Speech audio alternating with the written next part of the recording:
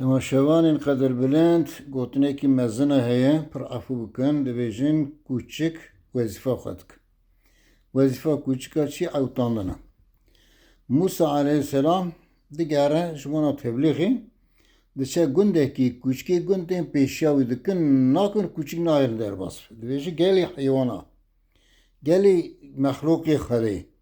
Ez pêxemberim tên vê gundê we vî gundê hanê ez teblîğa dînê Xwedê dikim, wezîfa min e, hûn çima nayêrin ez herim. Demê kûçik li hevdû dinêrin, yek derdkeve pêşîn, divê ya Resûlê Xwedê em dizanin tu pêxemberê Xwedê yî, tu hatî wezîfa xwe dikî lê wezîfa me jî yekî nê ji vî gundî be.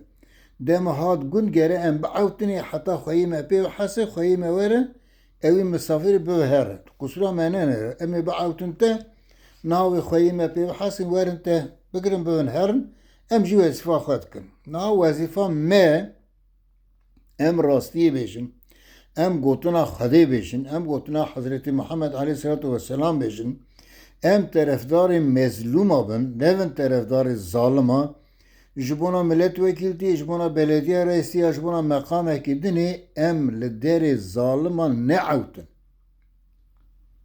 Herkes wezîfa xwe bike.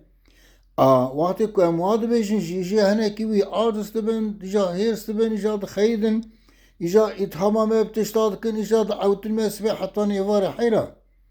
Temam em zanî wezîfa we ewtandine. Lê herkes qeydê we nene. Herkes qeydê we nikare xwe bifroşe. Herkes qeydê we ji bona meqamekî nikare dînê xwe, îmana xwe, namûsa xwe, heysiyeta xwe, şerefa xwe, nijada xwe, milletê xwe bifroşe. Herkesî qeydê xwe qiyas nekin. Bo hêviya ji her kesî re hurmetkar bin. Welew fikra we cuda be jî.